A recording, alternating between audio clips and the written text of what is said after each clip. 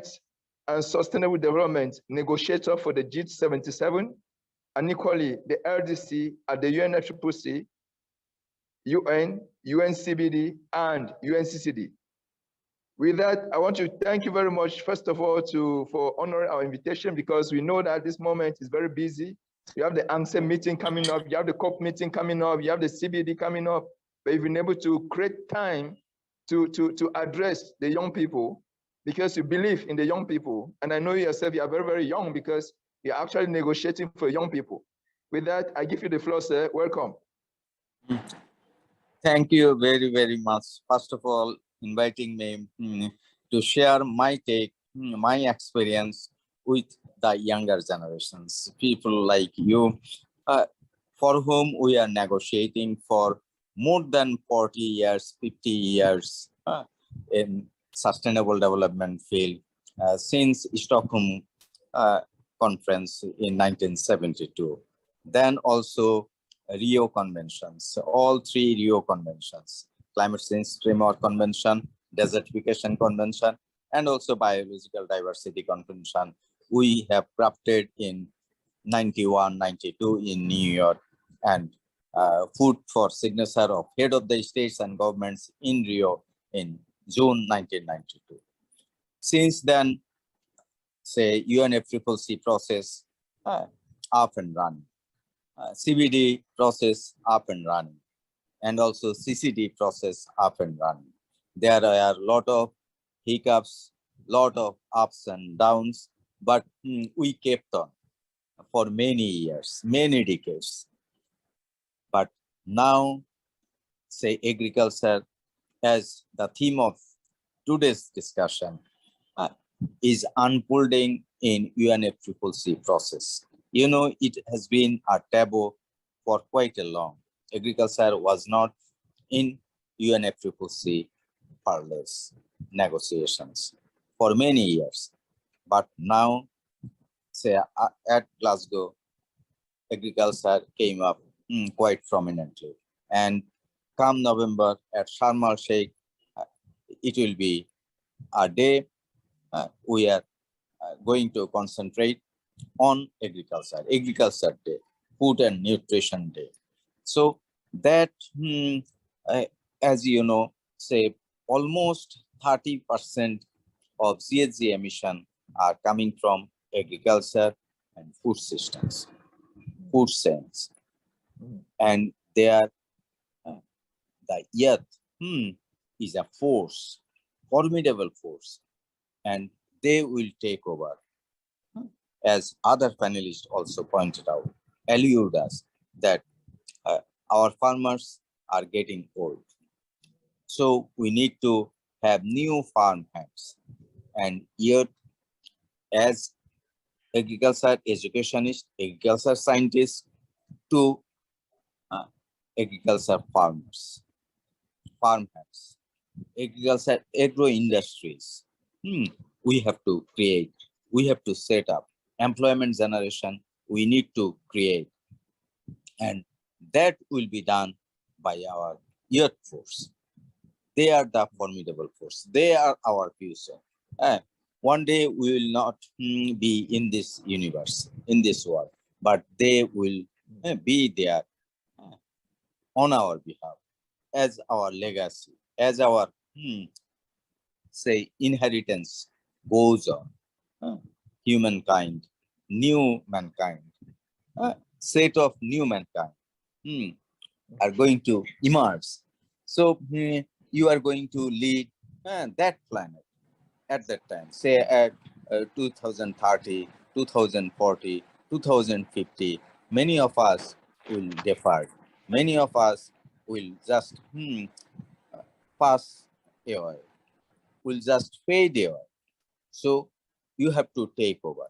And you know, agriculture has also opportunities. Yes, agriculture is now in a crisis situation. After COVID, say our irrigation system is now under risk because of, say, shortage of power, electricity, and also fossil fuels, cost of fossil fuels, prices of food grains, prices of foods, prices of agricultural products, cost of agricultural production has gone up.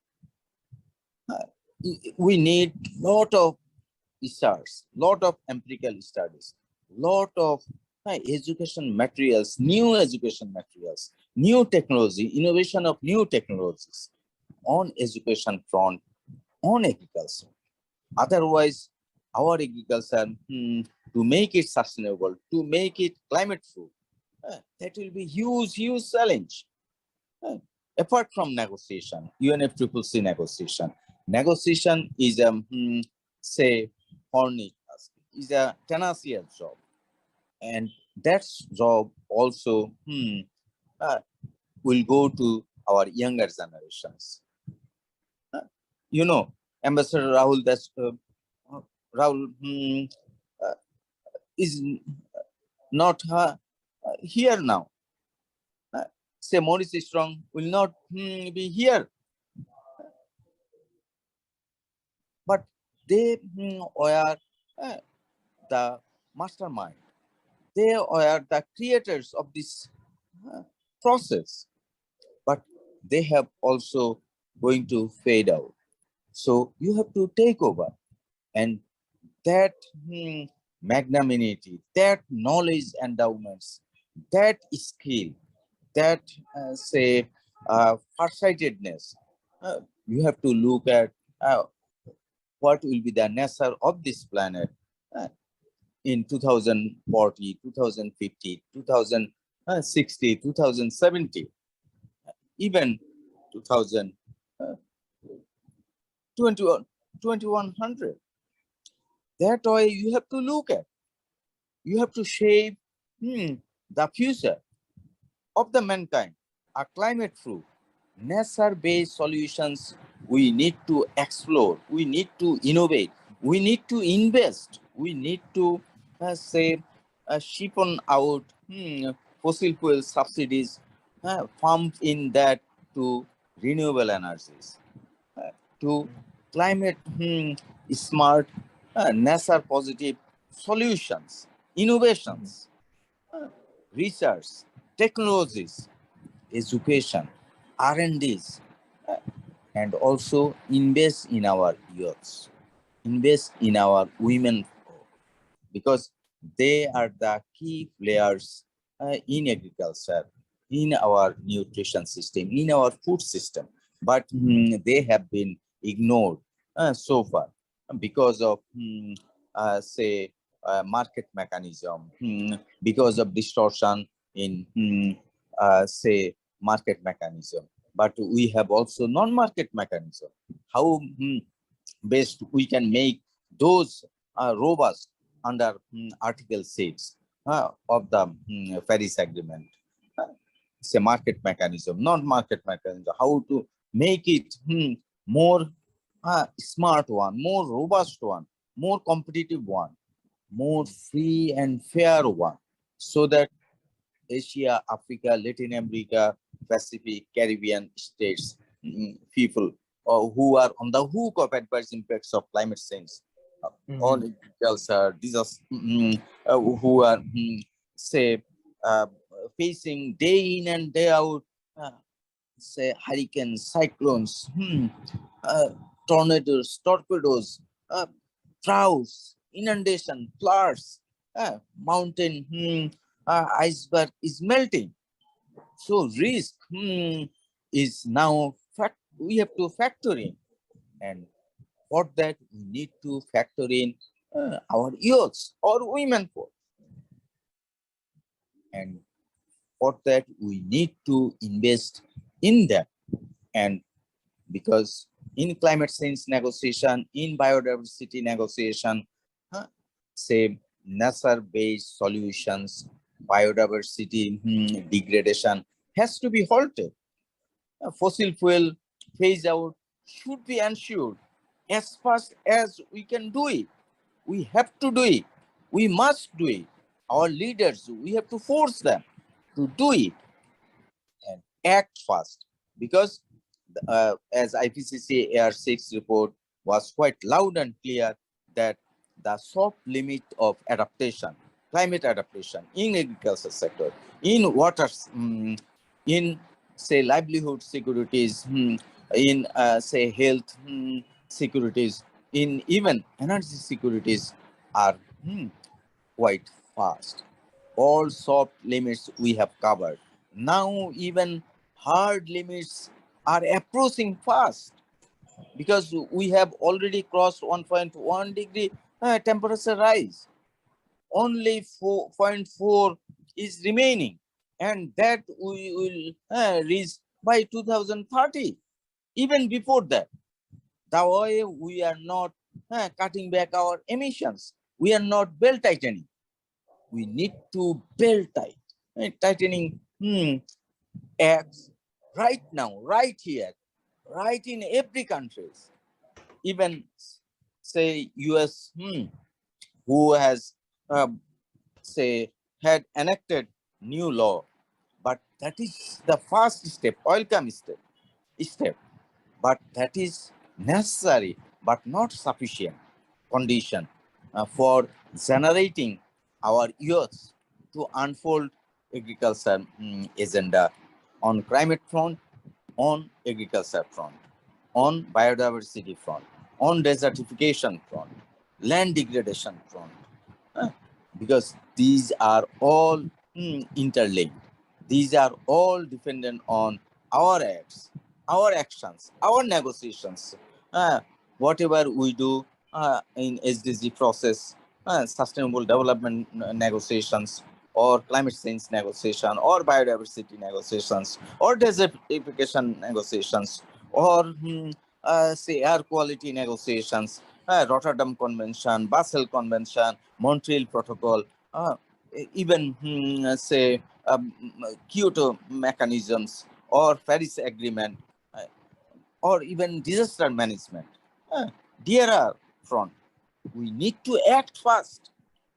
We are not investing trillions of dollars, but there are trillions of dollar gaps on climate adaptation front, on agriculture front in Asia, Africa, Latin American, Caribbean, and Pacific countries. So we need to ensure that public finance, that grant money, to ensure that, and youth force, we have to count on them. We have to believe in them. Because that is the power who can be change makers. Thank you very much indeed. We are more than delighted to have you. I mean, I allowed you to speak for 20 minutes because we have a lot to share. You have a lot to share, and this is a unique opportunity for us as young people to get what you've been doing for several years. And we want to say that we have taken key messages from you. From my end, one of the key messages I heard is that government should invest in young people, because you seated there, you drafted all these conventions, and now you are aging out. You need people to take the baton and implement that. And the young people and women are the implementators. The next thing you said was that, which actually ties to CSA1N, was that agriculture was never in all of these conventions. But now in the Glasgow Compact, it came out strongly. And in Egypt, there's going to be a whole day for food or agriculture, which means that you guys have been doing a lot of work, and you understood that agriculture, as I always say, is the only sector that employs everybody, no matter your background. It's an entire value chain.